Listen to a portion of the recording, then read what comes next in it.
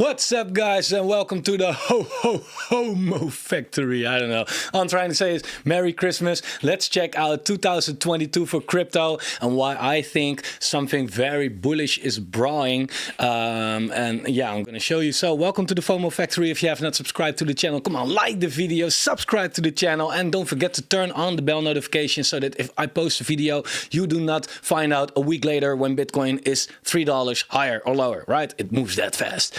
Right now, first of all, let's take a look at 2022, because this is something you need to know to put some things in perspective, bro. Like 2022, a lot of stuff has happened in crypto. You were there, you knew it was painful, right? A couple of things. We had the Ronin hack, right? Ronin, the blockchain of Axie Infinity.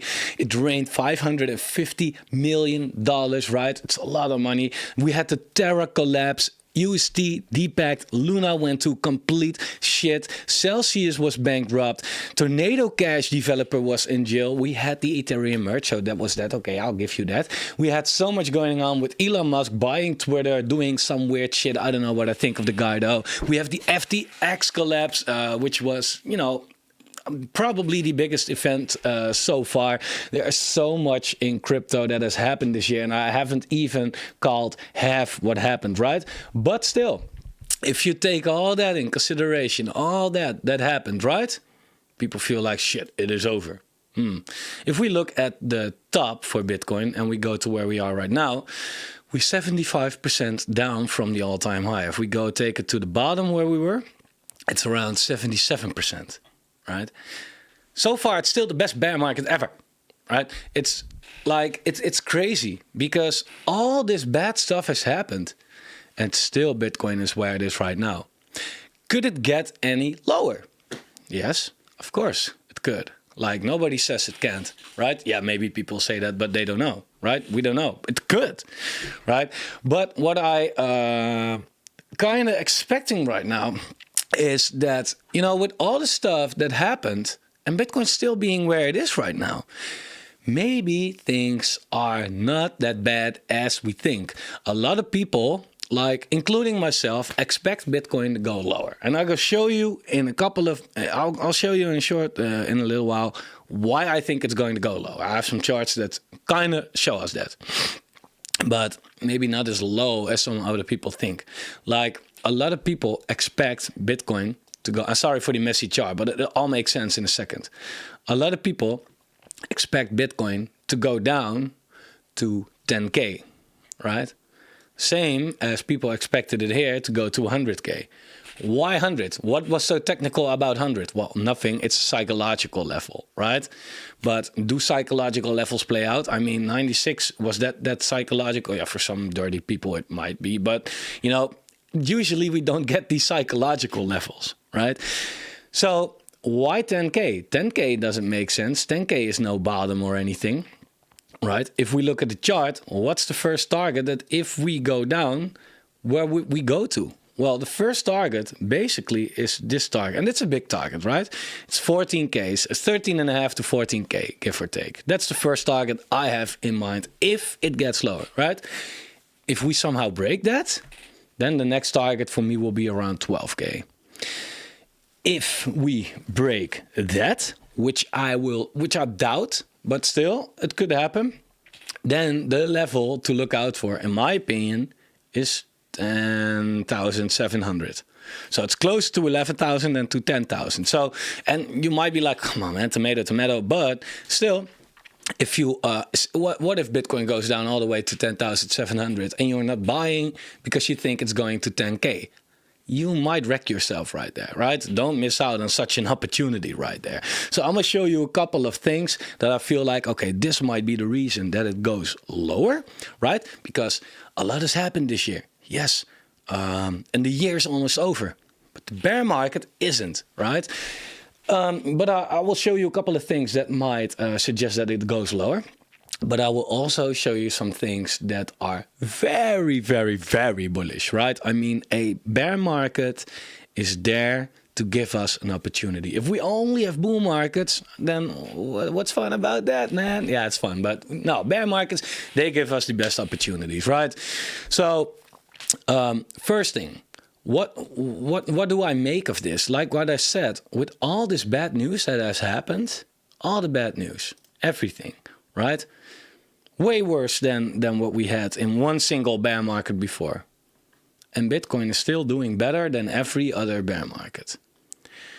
That makes me think like, okay, maybe people are really starting to have some faith in crypto, and they don't, like previous bear markets when Bitcoin was newer.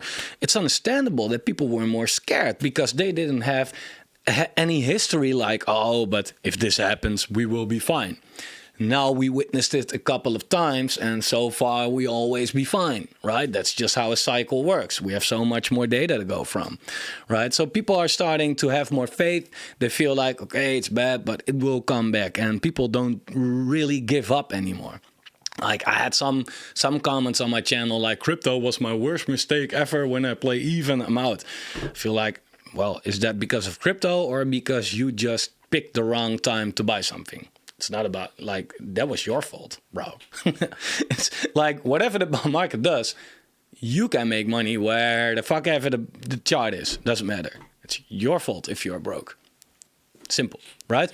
And we are here, sorry for making it sound like very cruel, but it is the case, right? So we are here to learn, and we are here to prevent that, right? But people are starting to have faith.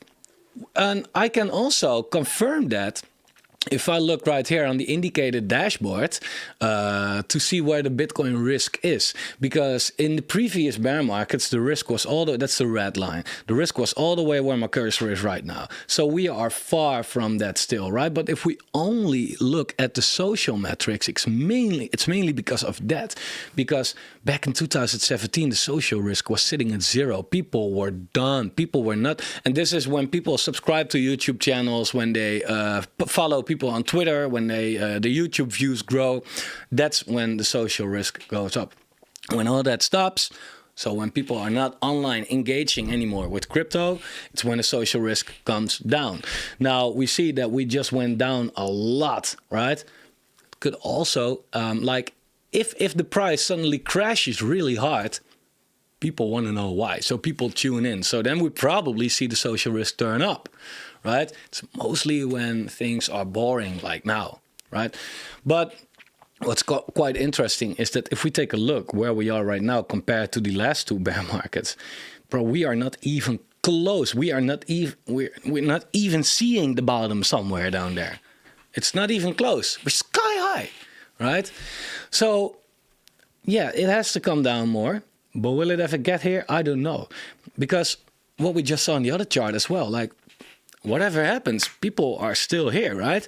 So this bear market, like a lot of people, again, they expect 10K. But apart from the fact that that's just a psychological level and nothing chart-wise, it's also that I feel like, well, would it really happen to get somewhere around that level? It might, but you know, so far it's showing incredible strength. It's showing incredible strength. So what I will explain to you what I'm going to do with this bear market. You know, in the short term, I will show you why I think that we will go down more, by the way. I showed you this before because this looks like a Montreal painting or whatever. But it all makes sense if you know. The blue line is the Bitcoin halving and the red line is a year before the halving. Usually people, they be like, wait for the Bitcoin halving, then we step in and then we go up. Bro, you already missing out on a lot if you do that. Because if you know that the blue line is the halving and the red line is a year before the halving, look what happened here. First halving. Look what happens here. So we had the halving right here, right? But this was a year before it. Look what happened in the meantime. Incredible, right? 3-4x. Was insane. Do you really want to miss out on that, right? Then we have this. Here, the next halving. Year before the halving, 2-3x, also pretty incredible. Right now, we have the halving coming up at 1st of April. Oh wait, it's on the monthly chart. Sorry for that. We have the halving coming up at the 17th. It's on the weekly now, but on the 17th, I think, of April, right? So at least around that week. A year before the halving will put us mid-April 2023. So according to what happened before, we should be going up by then, right? But will we go up from where I've drawn this? This is just a placeholder, right? Or will we first go down and then go up from there? That's the big question. I don't really, for me, it's more like what's going to happen in the next 3 to 4 months. That's the question for me. Because if we take a look at the previous bear markets, again, if we do see a new low, then this is the longest bear market, right? This first bear market, the blue line doesn't even count. It was completely different. We went down, done, ripped the bandit off, and then went up again. Like, absolutely incredible. Look what happened here. Bop, down, and we went absolutely sky high after that. These other bear markets, though, they were a little different, right? We went down, and it took a long time, right? And if we zoom out, you see the green line is completely intact with the red and the orange line, the 2015 and 18 bear markets, right? And the green line is where we are right now. So, yeah, it takes some time, right? But if we look, if we do get a new bottom, then this is the longest bear market so far, right? But when it comes, so that's time capitulation. But when it comes to price capitulation, we are not near the bottom yet, really. That would be around 12K, I thought. So, but will that happen? I don't know. So what could happen is, well, either we get a, well, there are 3 things possible, basically. One, we have already seen the bottom, and we now start, we are capitulating. So we can now really, you know, we are in accumulation phase, sorry. That's 1. 2, we go down, we make that flash crash like the other 2 bear markets had, basically. Like if I zoom out, you see right here, this orange line, blap, came down that much. Orange line came down so hard. Red line even harder, right? That's not what we have seen right now. So that might happen. But then again, even FTX didn't do that. Even FTX didn't do that. What has to happen? I don't know. So I don't know. A bear market is also over when bad news doesn't have an impact anymore. And the bear market is very intact when good news doesn't have an impact. At the moment, we are kind of sitting at both, right? It's not really over because FTX had an impact, but not as big as I thought it would. So, okay. But we could, so the second option is that we see that wick to the downside like crazy. That's definitely possible, of course. Or the third, which would suck most, but I'm afraid that's going to happen, is that we see more slow bleed, right?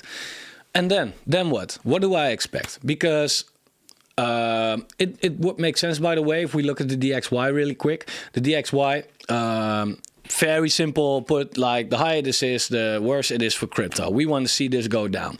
Well, this went down. Crypto didn't really profit from that because of FTX. It happened at the same time. So yeah, you could say 2 things, right?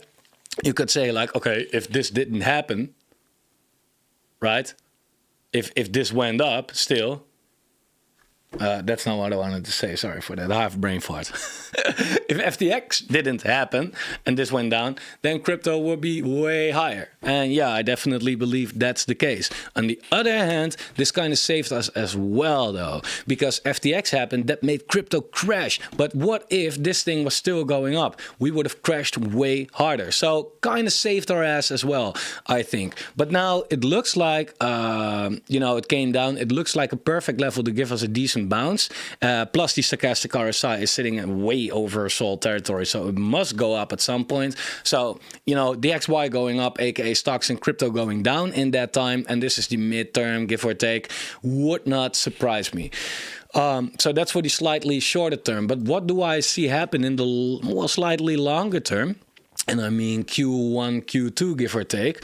Well, if we look again at these Bitcoin halvings, right? Because that's not everything, right? Because once the Bitcoin halving happens, right, we go up. A year before the Bitcoin halving happens, we go up. But what happens before that, right? Because there's a bear market, where we are right now. but we also need our accumulation phase. There's an accumulation phase, the uptrend, the distribution phase, the downtrend, and we go in a new accumulation phase, right? Uptrend, distribution phase, downtrend, accumulation phase, right? So this was an accumulation phase, and this accumulation phase lasted around 200 days, give or take, right? Then we had this. We had a year before the halving, so we went up. Here we went down, and this was the accumulation phase. How long did that take? Give or take 120 days. So let's say 340 days, give or take, total. So 170 days on average, give or take, right? So if we get an accumulation phase of 170 days on average, let's say that this was the bottom. Let's say here. And we get 170 days on average. Look where it takes us. 160. That's pretty fucking close to average. And I have not seen this before, but it is making sense though, right? 160 days. So that might suggest that when it comes to time capitulation, again, not price, but when it comes to time capitulation, it would make perfectly sense that the bottom is in when it comes to time.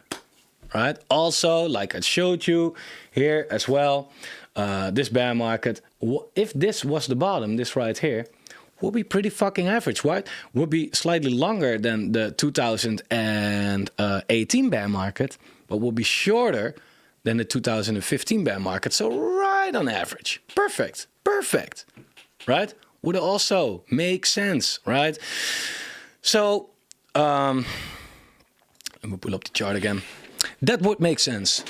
If we do see a new bottom though, then it might be that we see new bottom, however that plays out, right? And we get our accumulation phase again. And it might be that our accumulation phase is going to be a little shorter this time. Or that we don't move up a year before the halving, but let's say 11 months before the halving, that we have a month left right here to accumulate and then go up, right? All I kind of anticipate on is that Bitcoin goes up around April, I could definitely be 2 months off, so I'm not that accurate about that. So don't stick to that. That's just generally, I mean, that's an average, and averages can be different, right? Or it could be different than average. Right? So that's for Bitcoin. So what I'm basically going to do, I'm slowly dollar costing into Bitcoin right now, but most of them, I'm still leaning towards the fact that we could get lower, that this, where we are right now, we will see lower prices. And I mean, I don't want to try to pick the bottom. I don't want to do that because I can't, right? And it's good to know that you cannot be good at something, so you don't try. I can't pick the bottom, guys, seriously.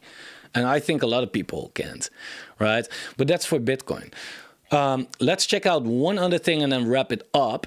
Because then I have my Bitcoin. And as I showed you before in my other videos, I'll first buy Bitcoin. And then when altcoins bottom against Bitcoin, so for example, if we look at Matic, for example, if we look at Matic Bitcoin, right? Matic Bitcoin, look at this. Look at this chart. Right? Where is it sitting? I'm sorry, but I cannot help but think that this has to go down, right? So I sold all my Matic for Bitcoin, right? And later when this resets to wherever, right? When I think it's the good time to buy, I will let you know when I think that. But then I will buy back Matic with Bitcoin. Joe, what did you do, by the way? This is looking absolutely fucking terrible. God damn it. All right. But that's kind of what I'm doing. So first of all, I am just buying Bitcoin, right? Now, let me show you something. I don't know. I'm going to show myself as well. Because Bitcoin started to move up again around March 2019. What did the total 3 do? So this is only altcoins. March 2019. Look, and that's funny. Because yes, in March 2019, altcoins moved a little together with Bitcoin, right? But Bitcoin there did a 4x, right? Altcoins in March went from 44 billion to 90 billion, so they did a 2x, right? So Bitcoin outperformed alts, easy, right? When did we get the real altcoin pump? Well, we made a new lower low right here in March 2020, so a year later only. So you could have best be in Bitcoin right here, ride the Bitcoin wave, right? And then here, buy altcoins with your Bitcoin, and then you see what altcoins did, because they went from 30 billion all the way to a trillion.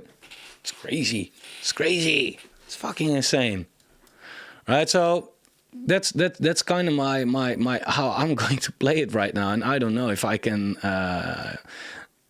show you. Maybe this is not a good example. Probably not, because in 2015 we didn't basically had any altcoins. But Bitcoin moved up in August 2015. I don't think this example is going to work out. August 2015? Nah, it doesn't work out. Anyway, that's what I'm doing. So here's where Bitcoin moved. Altcoins didn't really do a lot. They even made a new lower low right here slightly, and then they popped like crazy, right, from March 2020. And yeah, Bitcoin moved from March 2020 definitely as well, right, which was here to here, right? But being an alt right there was way better, and you could have got so much more alts with your Bitcoin back then. So that's kind of how I'm going to play it, what I kind of expect for the market to do, right? And yeah, this is a game theory that I feel like, man, this could make us a lot of money. And look, this is no financial advice, of course. It's not my place to do that. But you know, if you believe what I'm saying and you've done your own research to it, and you feel like, man, yeah, I agree a little bit on what you say, you know, take a part of your money and play the same game and see how it plays out. I mean, doing a 4x on your Bitcoin, let's say you have $1,000, right? And you put a 4x on your Bitcoin, you have 4K, and you buy the altcoins at the right time, and after that they do another 50x or whatever as well, what happened in the last bear market. That's insane. You do not only make a 10x if an altcoin 10x's. If you play it right, put it first in Bitcoin, make your gains on that, put it back in altcoins and make your extra gains on that.